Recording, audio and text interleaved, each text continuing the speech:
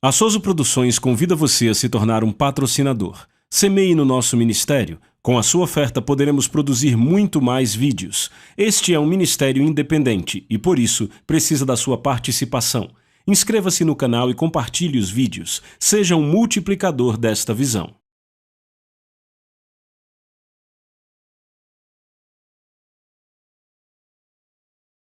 Os versículos usados nos vídeos que traduzimos nem sempre correspondem a versões em português. Muitas vezes precisamos traduzir do original em inglês para fazerem sentido no contexto do vídeo. Aleluia! Amém! Louvado seja Deus! Aleluia! Glória a Deus! Aleluia! Amém! Você é um Deus poderoso! Aleluia! Louvado seja o seu santo nome para sempre. Louvado seja o seu santo nome para sempre. Glória a Deus. Glória a Deus. Obrigado, Pai. Obrigado, Pai. Glória a Deus. Graças sejam dadas ao Pai, que nos deu a vitória através do Senhor Jesus Cristo. Aleluia. Glória a Deus. Pai, te agradecemos. Te agradecemos outra vez hoje por sua misericórdia, sua bondade. Obrigado pelo seu grande plano de redenção que você planejou e enviou o Senhor Jesus Cristo para consumá-lo. Obrigado, Pai, pelo privilégio que nós temos de andar à luz desta redenção hoje e de desfrutar de todas as bênçãos e benefícios que vêm com ela. Mais uma vez, obrigado nesta noite pela sua preciosa e santa palavra escrita, pelo privilégio que temos de nos alimentarmos na Palavra de Deus e de estudar a Palavra de Deus juntos, de sermos praticantes da Palavra e de nos tornarmos recipientes de tudo que a Palavra de Deus provê e promete. Obrigado, Pai, pelo seu amor atento e interessado por cada um de nós. Obrigado pelo grande e poderoso Espírito Santo, que você enviou para habitar em nós, para ser nosso mestre, nosso guia. Confiamos nele hoje para se mover grandemente, pensar pela nossa mente, falar pelos nossos lábios, revelar a palavra de Deus aos nossos espíritos. Aleluia! No santo nome de Jesus. Obrigado, Pai, por nos dar a expressão através do Espírito Santo. Amém. Amém. Louvado seja Deus. Você pode sentar. Obrigado, Senhor Jesus. Glória a Deus. Vamos ver de novo uma passagem que temos visto. E alguém diz, por quê? Bem, não consigo achar outra melhor. Aleluia! No assunto de cura, Isaías capítulo 53, versos 4 e 5, versão King James diz, certamente ele carregou nossas tristezas e levou nossas dores. O hebraico, na verdade, diz, e aqui foi escrito em hebraico, certamente ele carregou nossas doenças e levou nossas dores. E nós o reputávamos por aflito, ferido de Deus e oprimido. E eu quero parar aí e explicar algo a vocês. Aqui não está falando do que os homens fizeram com ele. Pregaram ele na cruz. Está falando que Deus lançou sobre ele a causa de todas as doenças e enfermidades. Então nós o reputávamos por aflito, ferido de Deus e oprimido. Assim como ele pôs nosso pecado sobre ele, ele pôs nossas doenças sobre ele. Amém? Mas ele foi ferido pelas nossas transgressões e moído pelas nossas iniquidades, o castigo que nos traz a paz estava sobre ele, e pelas suas feridas nós somos curados. Mateus 8,17, para que pudesse se cumprir o que fora dito pelo profeta Isaías, dizendo, ele tomou sobre si nossas enfermidades e levou nossas doenças. 1 Pedro, capítulo 2, verso 24, aquele que em si mesmo levou nossos pecados em seu próprio corpo. Ele foi sim pregado na cruz, mas foi Deus que pôs nossos pecados sobre ele. E ele os levou, glória a Deus, você não se alegra? Deus pôs nossas doenças sobre ele. E a causa delas. Aleluia! O qual em si mesmo levou nossos pecados em seu próprio corpo sobre o madeiro, para que nós, mortos para os pecados, pudéssemos viver para a justiça. Pelas suas feridas, vós fostes curados. Aleluia! Temos falado sobre cura a semana inteira. Glória a Deus, amém? Muitos receberam cura, mas isso é como se fosse uma sequência das mensagens sobre cura que temos. Eu parei da última vez que eu falei sobre este tema, e eu vou começar de onde eu parei e vou reiterar algumas coisas e aí avançamos. Uma coisa que eu disse, e lembrem-se, a mensagem que tenho pregado a semana inteira são as 7 coisas mais importantes que você deve saber a respeito da cura, ou podemos dizer sobre cura, como queira. E dessas 7, o 6º ponto foi: a cura não é sempre instantânea, às vezes ela é gradual. E há uma razão para isso, precisamos entendê-la. Há várias razões para isso. Amém? Glória a Deus. Muitas vezes as razões variam de pessoa para pessoa. E mesmo nas Escrituras, mesmo no ministério de Jesus, nem todos foram curados instantaneamente. Gostamos de achar que eles foram, mas não foram. No capítulo 4 do Evangelho de João, a Bíblia diz que o filho do oficial do rei começou a se sentir melhor a partir daquela hora. Como assim se sentiu melhor? Bem, ele foi ficando melhor e melhor e melhor até ficar bem. A Bíblia diz sobre os 10 leprosos que, indo eles, foram purificados. Muita gente não é curada porque não vai. O que eu quero dizer, não fizeram o que Deus disse para fazerem? Não obedeceram a Ele? Amém? E então vocês lembram, no capítulo 9 do Evangelho de João, sobre o homem cego.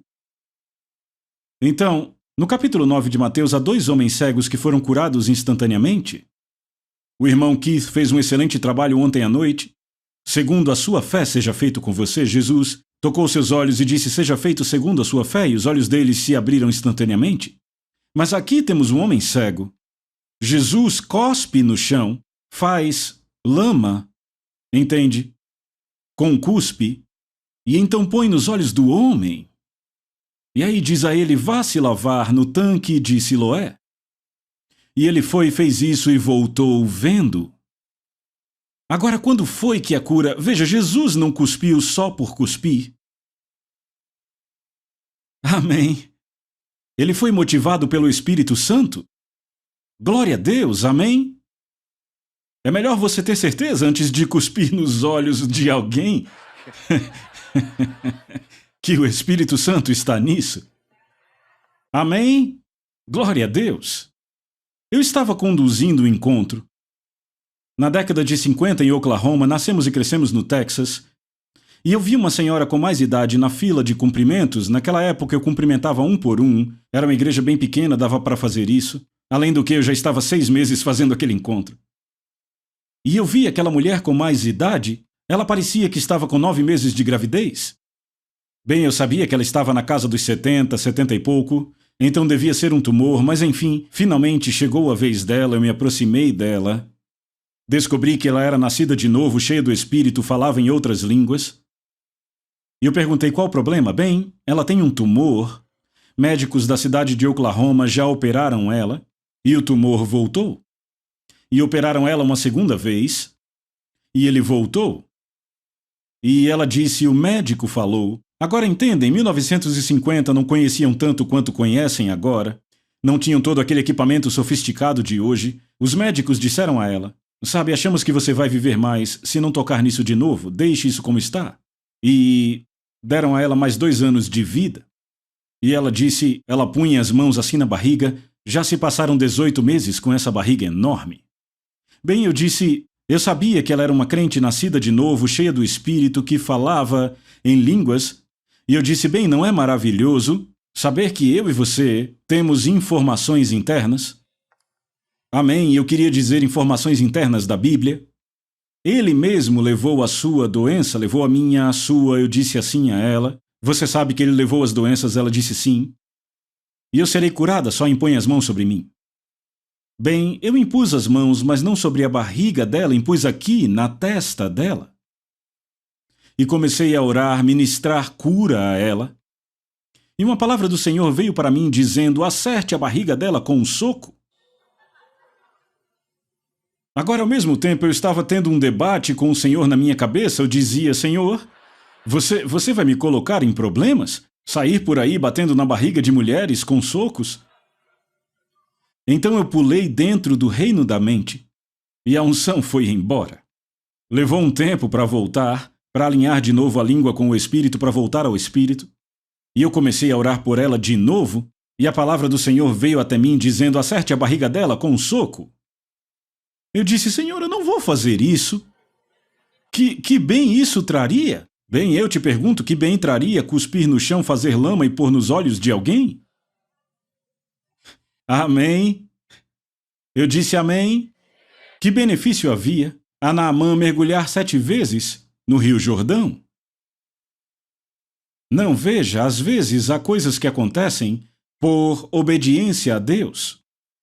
E daí, eu voltei a ficar no Espírito uma terceira vez e o Senhor disse de novo: acerte ela com um soco e eu parei.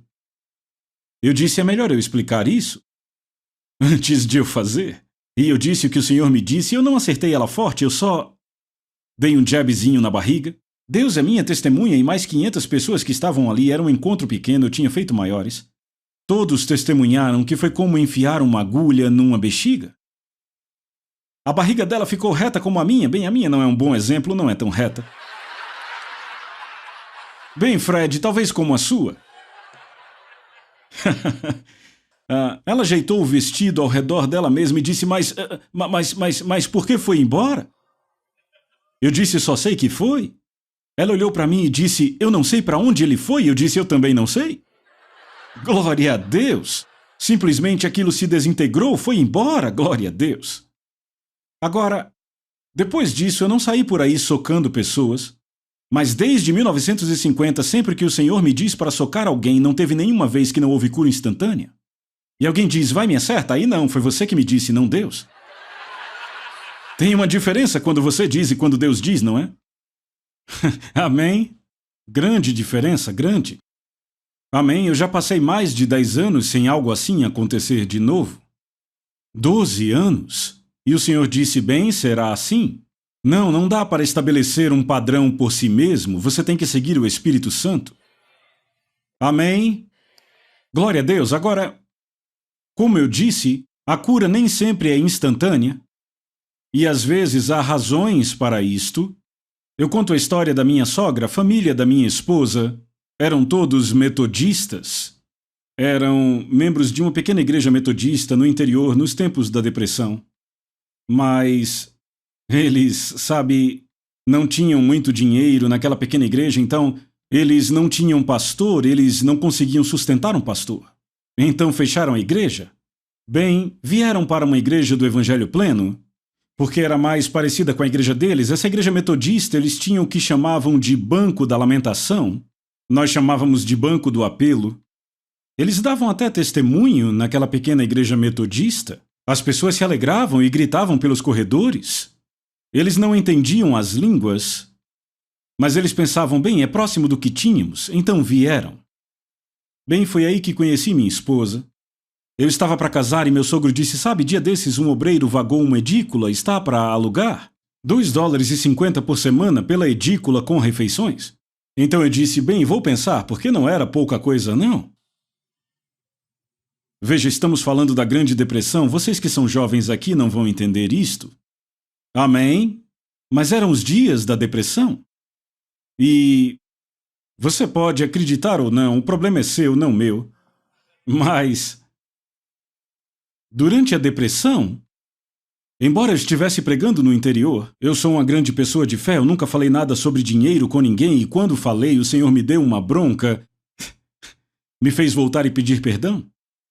Mas eu tinha um empreguinho numa pequena cidade, ganhava 50 centavos por hora e eu trabalhava 5 horas por semana. Sabe, trabalhava uma hora por dia, 5 dias. o que dava $2,50. E então, se meu irmão mais velho estivesse em casa, eu ligava para ele porque com esse dinheiro eu ia no mercado e fazia compras. Eu não conseguia carregar sozinho $2,50 de compras, ele tinha que me ajudar. Eu alimentava a minha mãe e a um irmão com $2,50 por semana. Então imagine como eram aqueles dias. Amém, comprávamos uma massa de pão com 10 centavos. Com aquela massa fazíamos 2 pães grandes, 10 centavos. E até dormidos ficavam bons. Eram pães que dormiam bem. Amém, 2 pães com apenas 10 centavos. Amém. Glória a Deus. Dava para comprar um galão de gasolina? Para quem tinha carro, eu não tinha. Mas um galão de gasolina era 89 centavos e às vezes ainda tinha promoção e você comprava por 60 centavos. O galão? Sim, dias de depressão. Você perdeu isso e vivemos num tempo bem melhor. Melhor você se alegrar por isso, amém? Mas o que eu estava contando era que eu acabei alugando aquela edícula e vivi lá com refeições por $2,50. Quem cozinhava era a irmã Holland. E ela cozinhava bem de verdade. Amém? E o meu sogro, ele era fazendeiro. Isso era em Tom Bean, no Texas. Ficava ao sudoeste do condado de Grace, 60 milhas ao norte de Dallas. Tom Bean, uma cidadezinha chamada Tom Bean. Cerca de 200, 300 habitantes, todos fazendeiros. A maioria da minha congregação vivia ali, todos fazendeiros.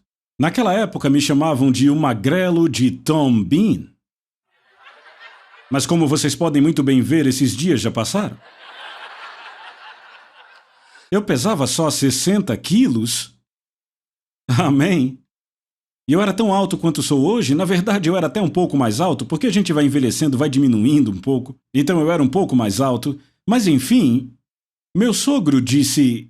Depois que eu casei, ele disse, filho, mude-se para cá com a gente tem bastante espaço aqui. Arranjamos um quarto para vocês, sem custo. Sabe, com o pouco que você ganha na igreja, pelo menos te ajudamos a começar na vida. Então casamos em 25 de novembro de 1938. Era uma sexta-feira, lembra? Um dia depois da Ação de Graças. E... Então, na segunda-feira, no dia 28 de novembro, eu me mudei para aquele pequeno quarto na fazenda. Eu levei, é claro, minhas roupas e eu tinha 14 caixas. Algumas eram caixas de livros, mas havia outras coisas, sabe?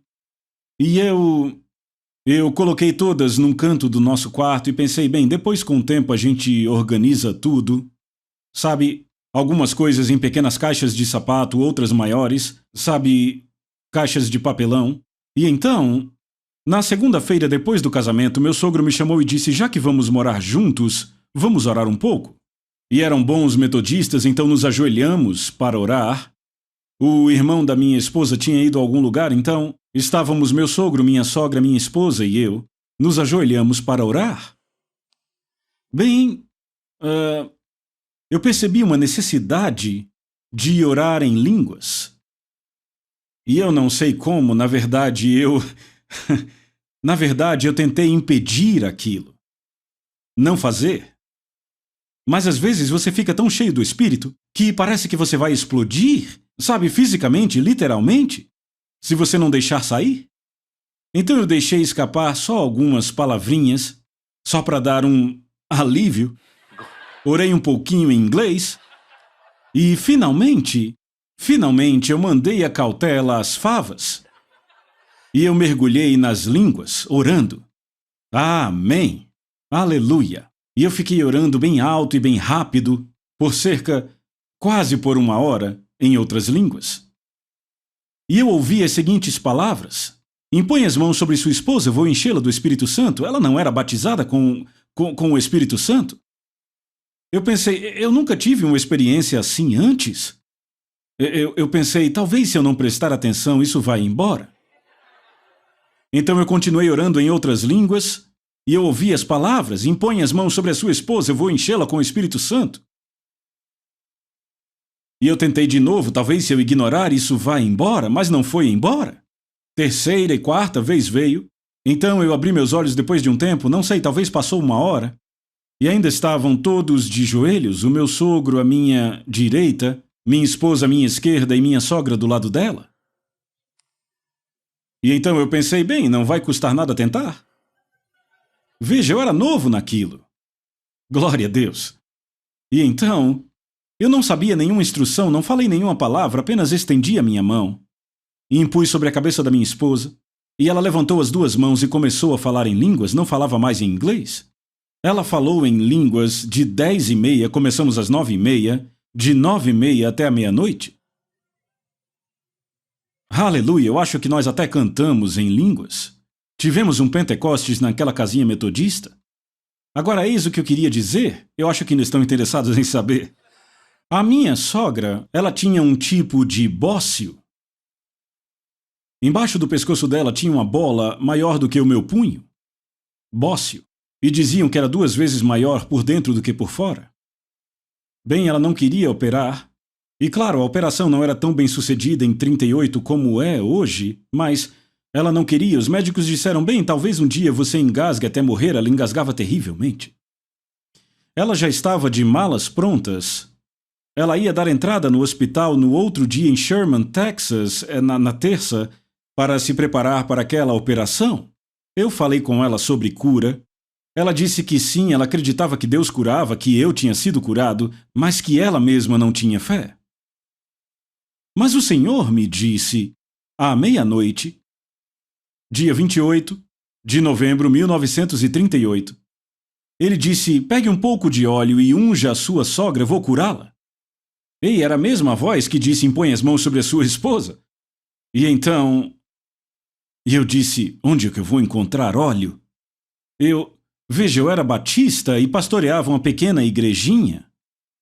Mais de 80% da população daquele condado era batista, a gente só tinha aquela igreja batista naquela comunidade do interior. Mas mais de 80% da população se dizia batista. E eu fui batizado com o Espírito Santo e mais de 90% dos membros vieram comigo. Mas, como batista, sabe, eu tinha lido na Bíblia sobre ungir com óleo. E então eu tinha um frasquinho pequeno de perfume, uma marca antiga chamada Blue Waltz. Eu tinha pago 10 centavos por aquilo, na F.W. Woodwork. Eu joguei aquele perfume fora, mas o cheiro não foi embora. Eu já tinha lavado com água quente, já tinha lavado com água gelada, já tinha deixado de molho. Eu tinha deixado secando na cerca da fazenda por 7 dias no sol, mas não saía, nada tirava aquele cheiro dali. Mas aí eu enchi com azeite, e aí eu percebi que, sabe, no bolsinho do lado, ele cabia perfeitamente, era pequeno assim. E eu carregava aquilo comigo o tempo inteiro. Eu era batista, eu era um pastor batista. As pessoas eram curadas comigo, sabe, iam e vinham. Amém?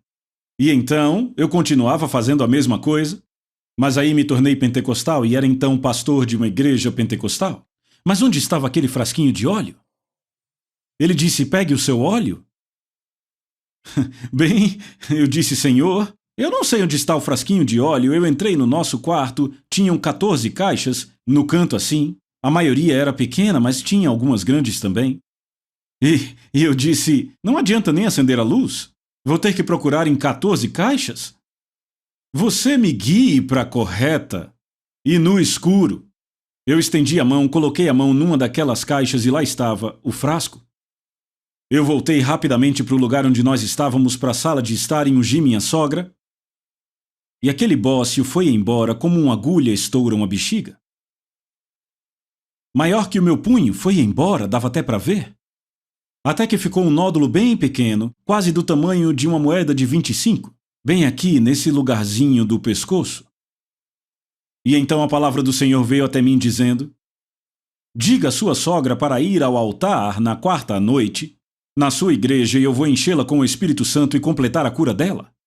Ei, o tema aqui é a cura nem sempre é instantânea. Eu vou completar a cura dela. Muitas vezes a cura começa, mas não se completa, por causa de desobediência ou alguma razão. Então, entendem, parem de pensar sobre isso, parem de arrazoar sobre isso. Ele não faz acepção de pessoas. Minha esposa não teve que ir ao altar no culto, ela foi cheia do Espírito Santo ali em casa. Por que minha sogra não pôde ser cheia em casa? Eu já aprendi isso faz tempo. Não questione o Senhor. Ele é o cabeça da igreja. Ele sabe o que está fazendo. Então eu disse a ela e na quarta noite, nós fomos à igreja. Ela mal podia esperar que eu terminasse a minha mensagem. Ela deu um pulo e disse, não consigo esperar. E foi para o altar. No momento em que ela se ajoelhou no altar sozinha, ela começou a falar em línguas. Uma tempestade de oração em línguas. Aleluia! Bem, eu só fui descobrir o porquê depois. Amém? A nossa igreja era a única igreja da cidade que tinha um pastor em tempo integral. As outras igrejas, os ministros vinham e pregavam 2 vezes por mês. Havia umas 3 outras igrejas por lá. Então elas não tinham ministros nos cultos da semana. Então todo mundo tinha que vir à minha igreja. Eu tinha mais pessoas de outras denominações do que meus próprios membros nas quartas, porque queriam ir à igreja, e a nossa igreja era única na semana, então vinham. Eu aprendi 2 coisas. Que algumas pessoas de outras denominações dali disseram: o que esse novato vem fazendo por aqui não sabemos se é real. Entende? Então Deus fez aquilo para ajudá-las. Em segundo lugar, ela tinha dito a algumas daquelas pessoas: sabe, eu vejo a luz, eu vejo algo sobre o batismo no Espírito Santo, mas vocês nunca vão me pegar num altar de uma igreja dessas do Evangelho Pleno? Mas a gente pegou ela sim. Amém. Amém. Eu aprendi isso há muito tempo. Por experiência própria. Não diga a Deus que você não vai fazer uma coisa, talvez seja a próxima coisa que você se pegue fazendo. Sabe, eu era pastor numa igreja em Blackland, ao norte do Texas. Eu fui a uma convenção regional, na região leste do Texas, em Sandy Lawn, Texas, na região do petróleo. E eu disse a alguns outros ministros, tínhamos esta convenção de 2, 3 dias naquela igreja, e nos deitamos para dormir e eu disse aos rapazes, pessoal, podem anotar, eu nunca mais volto aqui? No ano seguinte eu estava lá. Rapaz, nunca mais eu disse aquilo. Pode até ser que eu não queira, mas não vou mais dizer. Posso acabar fazendo. Amém? Glória a Deus. Agora veja, a cura dela foi condicional. Começou, e eu tenho certeza que a cura de muitas pessoas começa. Mas porque elas não dão seguimento e não seguem a Deus, não fazem o que Ele diz. O que aconteceria se ela tivesse dito, não, eu já disse que eu não vou fazer isso? Aquele pequeno nódulo começaria a crescer de novo, e não demoraria até que ficasse do mesmo tamanho que estava antes. Mas sabe, ela viveu mais de 90 anos, e quando ela estava no caixão dava para ver o pescoço dela sem nenhum caroço, nenhum nódulo. Aleluia! Aleluia! Veja, precisamos entender essas coisas. Nós pregamos um lado da cura, mas há vários lados para a cura. Amém? Então, nem sempre é instantâneo. Certifique-se que você obedeça a Deus. Glória a Deus. Esteja disposto a isso. Amém? Aleluia. Agora então, eu quero pegar de onde nós paramos, sabe, para beneficiar aqueles que não ouviram ou que não estavam aqui antes. Eu deixei a última igreja que pastoreei em 1949, fevereiro de 49. Em outubro daquele ano, eu estava conduzindo um encontro em uma igreja onde eu havia pastoreado. Eu fui pastor naquela igreja por 4 anos. Só corrigindo, eu saí em 44. E agora era 1949.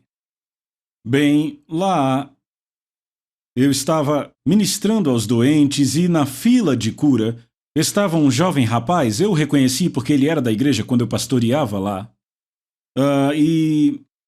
Então eu passei um por um, falei com cada pessoa, ministrei a todos. E aí eu já conhecia, eu não precisei fazer muitas perguntas. Sabia que ele tinha crescido naquela igreja. Nascido de novo, cheio do Espírito Santo. Mas para que ele tinha vindo? Ele disse, irmão Reagan, eu me formei no ensino médio. Em maio passado, estávamos em outubro. Eu me formei no ensino médio. E quando eu me formei, eu tinha 18 anos. De lá para cá já passou meu aniversário, estou com 19. Mas no meu último ano do ensino médio, eu comecei a ter crises de epilepsia. E ele disse, depois que eu terminei o ensino médio, tentei entrar no exército, mas não me aceitaram porque ele tinha aquelas crises. Então ele veio para ser curado de epilepsia. Bem, eu impus as mãos sobre ele. E quando o fiz, eu soube por palavra de conhecimento que aquilo era um espírito.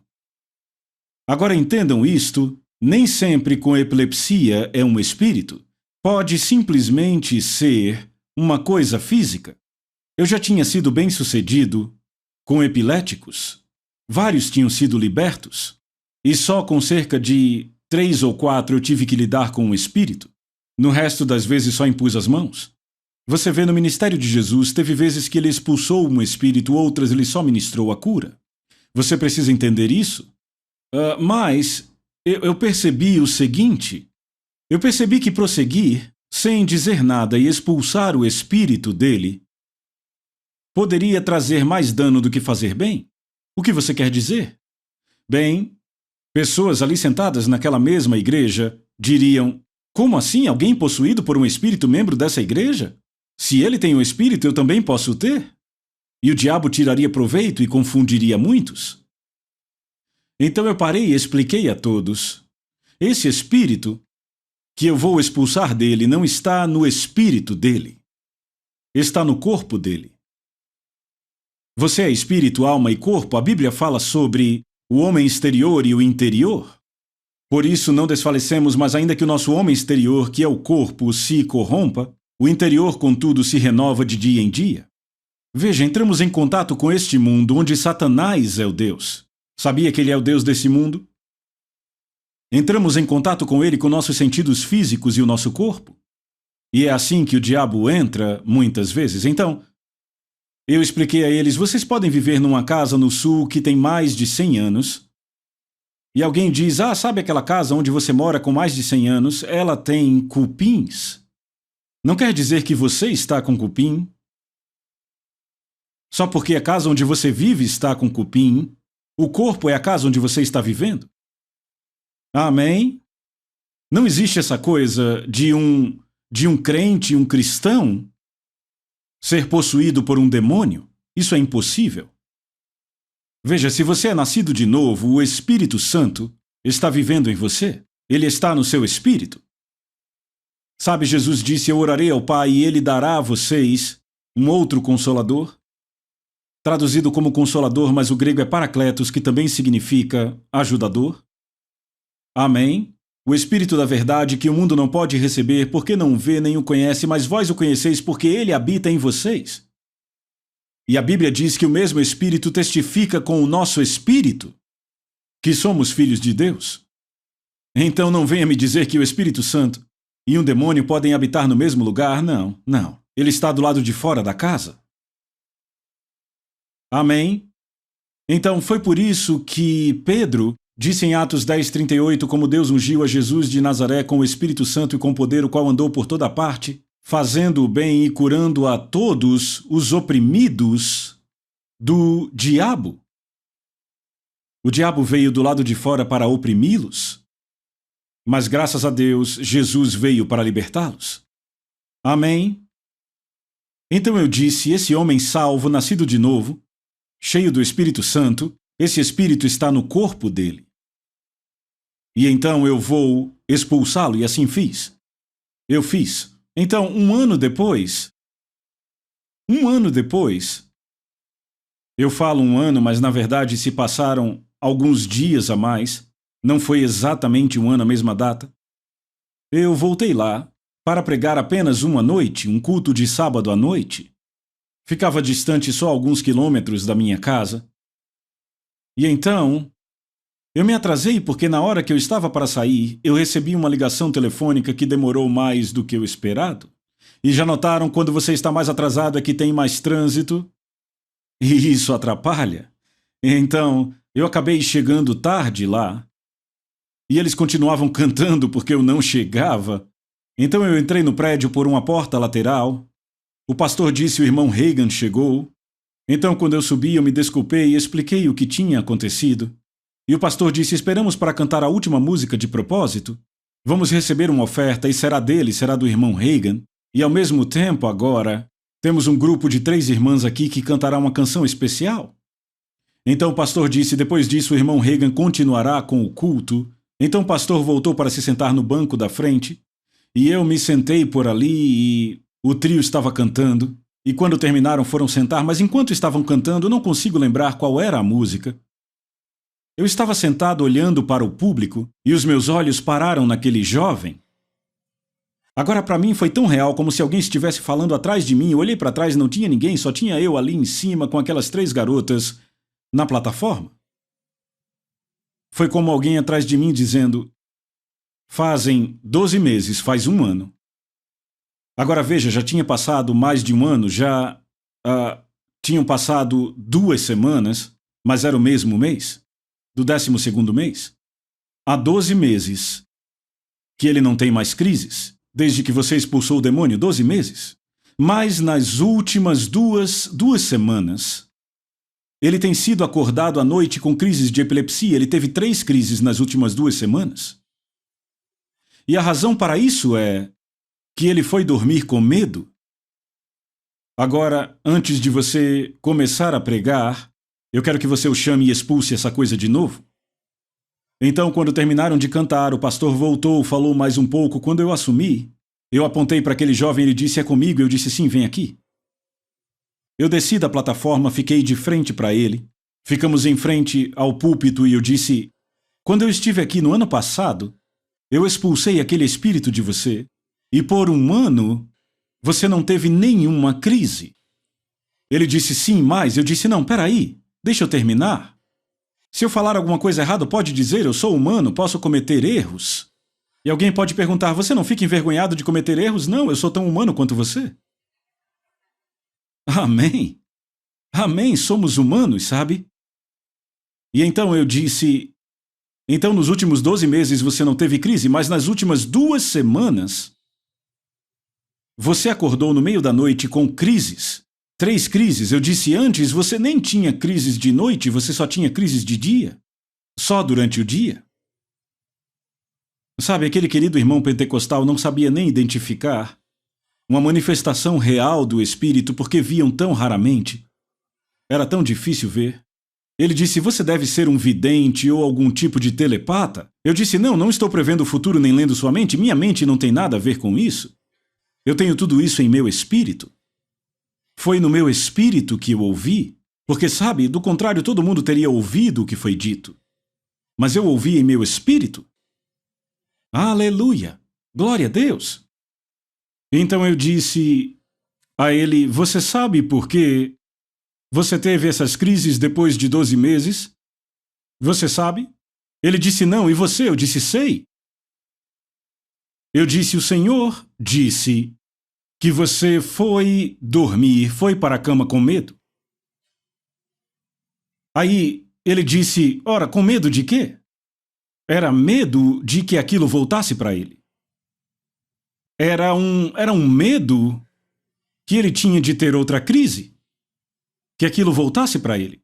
Ele disse: várias vezes esse medo veio, mas antes de eu ir dormir eu me livrava dele. Mas em certas ocasiões eu não fiz. Eu fui dormir com medo, amedrontado. E veja, o diabo achou lugar. Eu disse: bem, você deixou a porta aberta para Satanás? Eu já expliquei isso do ponto de vista natural para vocês. A porta dos fundos, ou a porta da frente, qualquer porta, da sua casa, se você vai para a cama à noite e deixa aberta, não dá para dizer o que ou quem pode entrar. Sei lá, um gambá pode entrar e perfumar a casa toda. Um guaxinim pode entrar, um cachorro vira-lata pode entrar, um rato, algo assim, pode entrar, um ladrão pode entrar. Se você deixa a porta aberta, pode acabar morto. Alguém entra para roubar algo, você acorda e aí eles não querem ser pegos e atiram em você ou te batem na cabeça? Entendem? Você não consegue ver que o mesmo funciona espiritualmente? Você deixa a porta aberta? Ora, você não lembra o que Paulo disse quando ele escreveu para Timóteo? Ele disse em 2 Timóteo, ou 1 Timóteo, agora não lembro bem, ele disse, porque ele não nos deu o quê? Um espírito de medo. Ele disse que o medo é um espírito, você notou isso? Porque ele não nos deu um espírito de medo, mas de poder, um espírito de poder, de amor e de uma mente sadia. Bem, se ele não nos deu um espírito de medo, onde conseguimos isso? Ele disse que é um espírito. Tem que vir de Satanás, não é? Não pode vir de Deus. Ele não nos deu espírito de medo, mas de poder, um espírito de poder, um espírito de amor, um espírito de mente sadia, glória a Deus. Aleluia! Ora, se ele não nos deu um espírito de medo, eu pergunto de novo, de onde isso veio? É um espírito, não é? De onde que ele veio? É um espírito errado, então só pode ter vindo da fonte errada. Amém? Bem, se ele não deu isso a nós, glória a Deus, eu não quero, e você? Se não vem dele, amém? Então, eu expulsei aquilo daquele jovem, e eu disse a ele, nós dois estávamos assim, em pé, embaixo da plataforma, e não era um prédio grande, mas estava cheio. E eu disse ao jovem, agora eu vou ficar aqui em pé e falar com ele. Você pode ficar e ouvir se quiser. E eu estabeleci meio que um círculo imaginário entre eu e ele, e eu ensinei a ele como resistir ao diabo. Veja, a Bíblia diz, resisti ao diabo, e ele fugirá de vós. Amém? Pedro disse, o seu adversário, o seu oponente ou inimigo, aquele que vem contra você, seu adversário, o diabo, anda em derredor como um leão que ruge, buscando alguém a quem possa devorar. E ele escreveu para cristãos. Veja, o diabo não anda em derredor tentando devorar pecadores, ele já os tem. Ele está aí fora atrás de cristãos. Seu adversário, o diabo, anda em derredor como um leão que ruge, buscando a quem possa devorar. E o que você fará sobre isso? O versículo seguinte diz, resisti-lhe. Não diz incline-se a ele, diz resisti-lhe. Resisti-lhe firmes na fé. Outra versão diz firmes na sua fé. Então ele está aí e ele vai tentar voltar. Aonde quer que o diabo vá, ele vai tentar voltar. A maioria das pessoas perde a cura num contra-ataque do que em qualquer outra coisa. O diabo traz os mesmos sintomas de volta. Você os aceita e diz, eu tenho. Você os acomoda e vê o que acontecerá. Na verdade, você abre a porta e diz, Senhor diabo, venha, entre, fique à vontade. Uma igreja que eu pastoreei, no final da Grande Depressão, 1939, 40, eu fiz um encontro nesta igreja. Começamos no último final de semana de 1938. E aquilo durou 4 semanas, nós fomos até janeiro, entende? E como resultado do encontro, a membresia daquela igreja dobrou, glória a Deus. Na verdade, a presença das pessoas triplicou. Nem todo mundo permaneceu, mas a membresia duplicou e a presença triplicou por causa do encontro. Glória a Deus. Bem, cerca de 4 meses depois, já era maio, começou em janeiro, o pastor me contatou e disse, irmão Reagan, eu estou indo embora, eu aceitei pastorear outra igreja que fica em outra cidade. E ele disse, a diretoria da igreja me pediu para te contactar para saber se você estaria interessado em vir pastorear a igreja. Bem, eu não disse a ele, mas Deus já vinha tratando aquilo comigo, então eu disse prontamente a ele, sim, estou interessado. Ele disse, bem, não precisa nem fazer teste, você já ficou 1 mês inteiro. Então fizeram votação e me aprovaram. Então, em junho de 39, nós fomos para lá, eu e minha esposa nos mudamos para lá. Agora, em agosto de 1939, eu estava indo para a cidade um dia. Eu decidi ir andando para a cidade para fazer exercício, na verdade, para fazer um pouco de exercício extra. E sabe, quando estamos numa cidade pequena, vocês entendem, eu não sei, 2.500, 3.000 pessoas, algo assim. Mais uma vez, a maioria da congregação vivia na região e era de fazendeiros. Mas o irmão Williams morava na cidade. E em 1938, 39 não tinham todas as restrições que temos hoje. Sabe, hoje quase é necessário permissão para respirar. E então ele vivia na cidade, mas ele tinha uma vaca, sabe? E em um lote vazio ele mantinha aquela vaca, mantinha ela lá, entendem? E é claro, ele tinha cercado, deixado tudo bem seguro naquele lote. Ele tinha feito algo bem organizado e aquela vaca podia o dia inteiro passear naquele lote vazio, entendem? Amém? Então eu estava andando e estava a alguns quarteirões daquele lote, eu nem pensava em parar, mas eu o vi levando essa vaca àquele lote. Então eu fiz um pequeno desvio, eu vou cumprimentar o irmão Williams, e à medida que eu me aproximei, ele estava ajoelhado no meio do lote, sabe, apertando aquela corda numa estaca que ele tinha pregado no meio do chão. Então eu cheguei, falei com ele, ele olhou e falou comigo, e aí ele começou a levantar com uma dor assim, e eu quis ajudar, e ele, não me puxe, isso dói. Demorou muito para levantar e finalmente ele disse, naquela época qualquer dor que tinham nos ossos, eles chamavam de reumatismo. E ele disse assim, é o velho reumatismo de novo. E finalmente ele se endireitou e eu disse, bem, eu achei que você tinha sido curado naquele nosso encontro 8 meses atrás. Ele disse, eu também achei que tinha sido. Eu disse, deixa eu fazer uma pergunta, irmão Williams. Por quanto tempo você tem tido dores por causa desse reumatismo, artrite, como quer que chame? E ele disse, faz 25 anos. E piorou. Ele foi a médicos em Dallas, em todas as cidades que havia ao redor. Eu tomei todo tipo de remédio, sabe, qualquer remédio indiano, o que quer que trouxessem ou me receitassem. Nada adiantou muito, então eu passei a tomar apenas aspirina para aliviar um pouco. Sabe, a dor. E eu disse, olha, eu impus as mãos sobre você, em nome de Jesus, janeiro passado. Ou seja, fazem 8 meses, não é? E eu perguntei, e nesses 8 meses, você teve alguma dor? Ele, nenhuma. Eu disse, mas você disse, eu achei que tinha sido curado? Deixa eu entender, 25 anos de dores e agora 8 meses sem dor nenhuma? Não. Impomos as mãos sobre você em nome de Jesus e por 8 meses você não teve nenhum sintoma? Isso mesmo, nenhum sintoma. E agora você vem dizer que achava que estava curado? Você acabou de se atirar nos braços do diabo? Eu perguntei como foi que isso voltou para você. Bem, ele disse, anteontem eu estava ordenhando a vaca e eu senti uma dor na minha mão. E a dor subiu pelo meu ombro e finalmente parou nas minhas costas. Eu disse sim, e eu te digo, a primeira coisa que você disse para você mesmo foi, eu achei que Deus tinha me curado, não foi? Foi, eu disse, foi aí que você abriu a porta e disse, pode entrar, senhor diabo, põe essa dor em mim. E ele achou lugar em você. Ele disse, mas eu acredito que se Deus fez uma coisa, então está feito.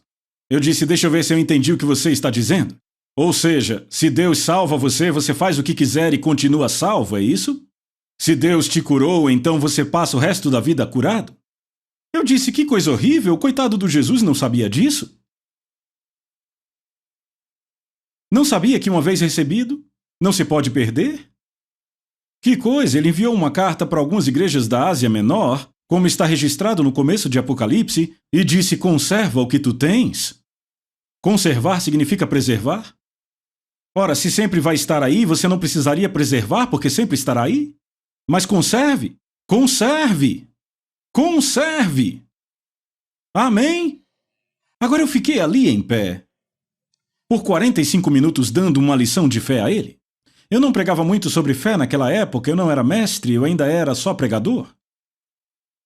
Mas eu ensinava horas sobre fé na minha casa e na casa das pessoas. Eu falava com elas, até que os olhos delas se iluminassem. Eu estava em pé na frente dele, perto assim como estou do Dr. Kennedy aqui. Amém, olhando bem no rosto dele. E de repente, olhando os olhos dele, eu vi que ele pegou. Se não tivesse entendido, eu gastaria outra hora ali. Falaria com ele até ele pegar? Talvez 2 horas. Continuaria falando fé só para um indivíduo? As mesmas lições que hoje eu ensino aqui, entende? Se funcionou para um, funciona para 10.000. Mesma mensagem, mesma palavra. E eu vi que ele tinha entendido. Eu vi os olhos dele iluminados. De fato, ele disse, eu vejo, eu peguei, glória a Deus. E o reumatismo dele, como quer que ele chamasse, desapareceu. Glória a Deus, glória a Deus, glória a Deus. Louvado seja Deus. Veja, eu fui curado, levantado do leito de morte, no dia 8 de agosto de 1934. Amém.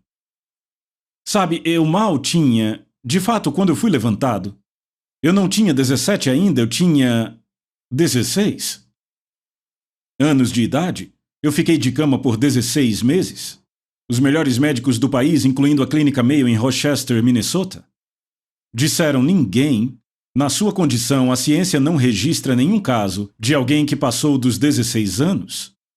Eu fiquei de cama 4 meses antes dos meus 16, dali eu morreria, disseram, mas graças a Deus eu nasci de novo. E o Espírito Santo entrou. Ele começou, na época eu não sabia, mas ele começou a me ensinar. E finalmente eu dei ouvidos a ele. Eu tive que voltar para a escola porque eu tinha estudado 2 anos do ensino médio, mas faltava 1 ano porque eu fiquei de cama. Então eu voltei para a escola e, sabe, eles me chamavam de esqueleto ambulante. Depois que eu fui curado, naquele dia 8 de agosto, poucos dias depois, com toda a minha roupa, incluindo os sapatos, eu pesava apenas 40 quilos. Me chamavam de esqueleto ambulante. Eu voltei para a escola. O diretor da escola, o senhor N.C. Smart, o último nome dele era Smart. Sabe, Smart como esperto? Ele me chamou no escritório dele, era o diretor da escola. E ele disse, Kenneth, ouça, filho, educação é importante, mas a sua saúde é mais importante. Você não deveria vir à escola. Ele disse, todos os professores, especialmente as mulheres, têm medo que você caia morto no meio da sala. E a senhora Bessie May Hamilton, que é membro da primeira Igreja Batista, eu também sou membro de lá, o Dr. Robertson, Dr. P.D. Robertson, o último médico que cuidou de mim, o 5º, também era membro da primeira Igreja Batista. E então a senhora Bessie May ligou para o Dr. Robertson e ele nem sabia, aquele garoto ainda está vivo. Ele disse ele deveria estar morto. Ele tem a maior força de vontade que eu já vi em alguém na minha vida. O Dr. Robertson disse ele não deveria estar andando por lugar nenhum, nem subindo escadas. Ele vai cair morto no meio da sala. O povo morrendo de medo, você conhece essa expressão, não é? Então eu olhei bem e disse para o Sr. Smart, eu não estou de pé por força de vontade, estou de pé pela fé. E minha fé me segura.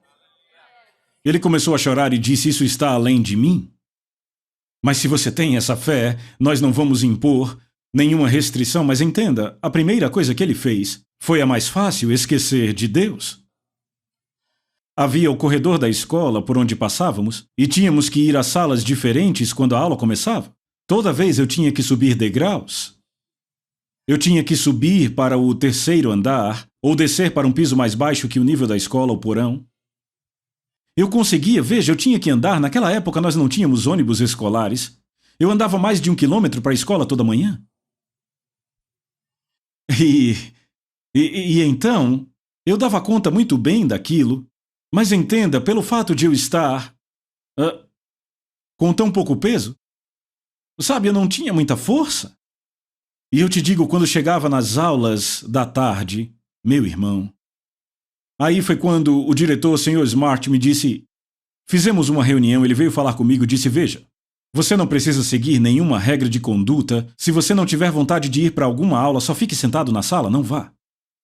Ou, se você estiver na aula e perceber que precisa de um pouco de água, um ar fresco, não precisa pedir permissão, levante e vá. Mas eu não fazia nada daquilo. Porque se fizesse, estaria dizendo que não estava curado. Amém? E fizeram tudo aquilo e me disseram, a qualquer momento, se estiver na sala, no corredor, onde quer que seja, se achar que precisa de ar fresco, saia da sala e vá. Se quiser ir para casa, vá para casa. Ninguém aqui vai questionar ou dizer nada. E quando chegava a tarde, vou falar a verdade, irmão, a coisa mais fácil era ficar na biblioteca, ficar num andar térreo onde não precisasse subir degraus. Amém?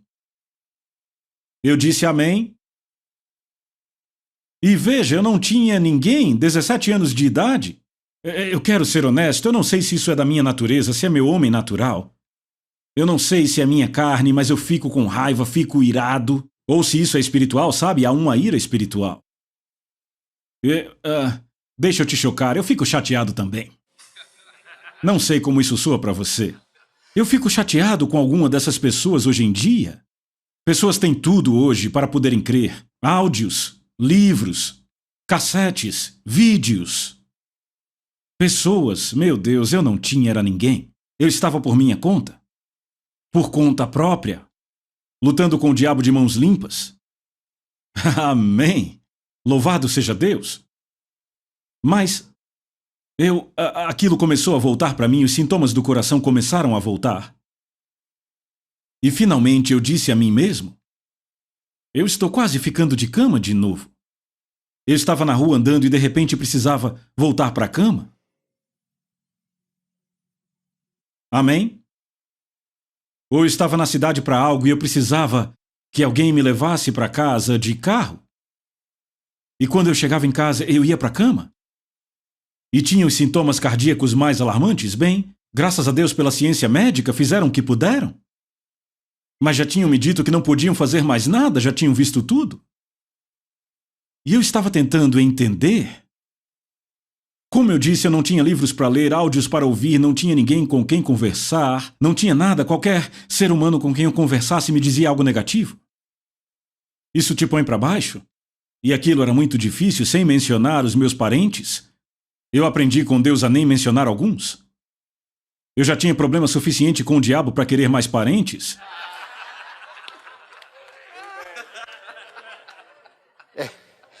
Amém? Eu disse amém. E então, eu nunca vou esquecer. Já eram 4 da manhã e eu não tinha dormido nada. Meu coração com todo tipo de sintomas. Todos os sintomas já tinham voltado. E eu não tinha dormido nada. Eu ficava orando, na maioria do tempo. Senhor, o que eu estou deixando passar? Ora, eu estava bem, mas aí essa série de sintomas cardíacos voltou agora, e eu estou ficando na cama mais do que fora dela. O que eu estou deixando passar? Onde foi que eu errei? Vejam, amigos, Deus não erra. Diga em voz alta, Deus nunca falha. Diga em voz alta, Jesus nunca falha. Então, se há falha, onde está ela? Onde eu falhei? E eu penso que, às vezes, algumas das maiores direções que recebemos é quando somos inconscientemente guiados pelo Espírito, não percebemos, mas somos. Mentalmente, eu vi a mim mesmo. Só para contextualizar, tinha uma família que havia adquirido um negócio na praça central da cidade. E o filho deles, Eugene, nós éramos melhores amigos antes de eu ficar de cama. E eu me vi, sabe, correndo, entrando na loja, ficava no fim do quarteirão. E a senhora Black estava lá dentro, na frente do balcão, e me chamava, Kenneth, Kenneth, e eu parava. Me chamava para perto, eu ia. E a primeira coisa que ela dizia era como está se sentindo. Antes de eu responder, o seu coração está lhe dando mais problemas? Meu Deus, parece que você não consegue pôr nenhum pé na frente do outro, e eu disse, eu me sinto assim. Eles construíram um mezanino em cima da loja que eles tinham. Eu vou pedir para o Eugene descer, pegar o carro e te levar para casa? E à medida que eu vi aquilo, eu percebi o que todo mundo estava fazendo. Todos que eu encontrava diziam, como você se sente? Seu coração está dando problemas? Bem, sim, está. Parece que você não consegue pôr nenhum pé na frente do outro. Sim, eu me sinto assim. E tinha que me levar para casa, para a cama. Mas eu percebi aquilo.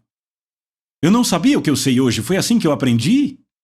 Eu percebi, quando me perguntarem como você se sente, seu coração está dando mais problemas? Algo aqui dentro de mim, hoje eu sei que é meu espírito, na época não sabia, mas eu vi algo saindo daqui de dentro de mim, as palavras saindo por aqui. Eu estou bem, obrigado. Sabe, quando Jesus esteve aqui na terra, ele disse tudo aquilo que você desejar. Quando você orar, creia que recebeu e você terá. E eu orei e criei que recebi minha cura, estou bem, obrigado. Mas eu não falava. Eu mordia a minha língua para não falar isso. Eu achava que não era certo, entende? Eu estou dizendo que o homem natural, o homem exterior, te atrapalha. Então, um dia eu disse, eu não sei se vai funcionar ou não. Eu não sabia. Eu apenas disse, porque eu já estou mal nesse caminho, estou quase de cama de novo. Então, da próxima vez que alguém me perguntar, seja lá o que for, porque a cada vez coisas diferentes vinham, sobre as passagens de cura que eu conhecia. Então, eu disse, quando perguntarem da próxima vez, eu vou ver o que está saindo daqui. E eu vou dizer isso. Então, no dia seguinte, veja, eu percebi, eu vi tudo isso mentalmente, eu estava na cama. 4 da manhã eu disse, eu vou fazer isto. No dia seguinte, aconteceu de eu passar andando pela frente do negócio da senhora Black. A senhora Black estava ali na frente parada e me chamou, Kenneth, Kenneth. Me chamou, eu parei. Fui até onde ela estava. Primeira coisa que perguntou, como se sente? Seu coração está dando mais problemas? Meu Deus, parece que você não consegue pôr um pé na frente do outro. Eu sentia tudo aquilo. Mas eu parei por um segundo. De dentro de mim essas palavras saíram. Eu estou bem, obrigado. Sabe, quando Jesus esteve aqui, Marcos 11:24, ele disse tudo aquilo que você desejar quando orar, creia que você recebeu e você terá. E eu orei e criei que recebi, então eu tenho. Amém. Bem, parece que você não consegue pôr um pé na frente do outro e eu me sentia daquele jeito. Está quente, mais de 30 graus. Uns 3 ou 4 quilômetros da minha casa. Bem, eu vou ligar para o Eudine e pedir para ele vir te buscar e levar para casa de carro. Não, eu estou bem, vou andando. Ah, nesse calor não vai dar, você vai cair duro no meio do caminho. Ela não sabia que eu estava me sentindo como quem fosse cair duro. Não, eu estou bem, obrigado, obrigado. E fui embora. Rapaz, eu tive que lutar para chegar em casa. Mas quando cheguei na metade do caminho, aleluia, foi como subir uma montanha, eu comecei a descer para o outro lado. Todos os sintomas desapareceram. Nunca mais eu voltei para a cama, sabe? Claro, só para dormir à noite. Ei, amém? Agora, se os sintomas aparecessem, o que aconteceu depois? Eu chegava perto de alguém. Para eu poder dizer, sabe, eu tinha que dizer. Eu chegava perto de alguém e alguém perguntava como você se sente.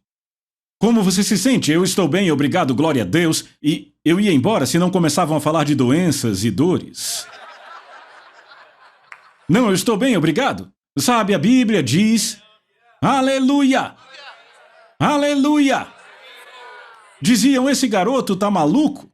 Bem, graças a Deus estou saudável e se isso é ficar maluco, eu quero ficar desse jeito. Glória a Deus! Aleluia! Aleluia! Bendito seja o nome do Senhor! Bendito seja o nome do Senhor! Bendito seja o nome do Senhor! Aleluia! Aleluia! Aleluia! Eu estou falando sobre como manter sua cura, como permanecer curado. Porque o diabo vai voltar, trazendo todos os sintomas que ele tem. Se você aceitá-los, ele vai pôr todos de volta em você. Aleluia! Glória a Deus! Glória a Deus! Bem, eu não sei se eu ajudei ou não, alegre-se! Glória a Deus! Sim! Sim! Glória a Deus! A palavra é o que me deixa mais feliz. Pregando fé! Pregando fé! Aleluia! Glória a Deus! Aleluia! Glória! Aleluia! Glória a Deus! Amém, amém, amém! Amém, amém, amém, amém! Amém!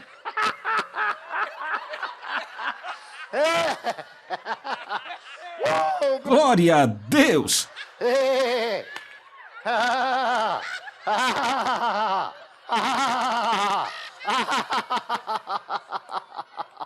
Yeah. Louvado seja Deus!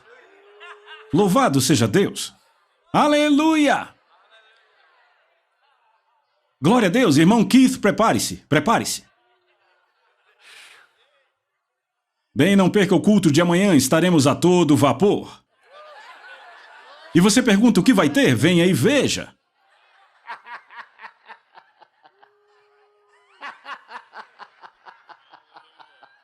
Yeah.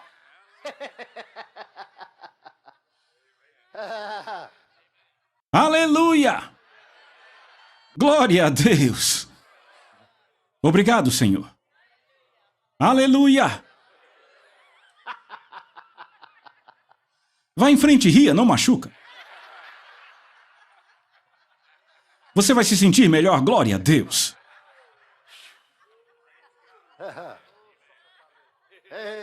Aleluia! Aleluia! Obrigado, Senhor. Sim, sim. Louvado seja Deus. Amém? Vamos, irmão Keith, cante. A Soso Produções convida você a se tornar um patrocinador. Semeie no nosso ministério. Com a sua oferta poderemos produzir muito mais vídeos. Este é um ministério independente e, por isso, precisa da sua participação. Inscreva-se no canal e compartilhe os vídeos. Seja um multiplicador desta visão.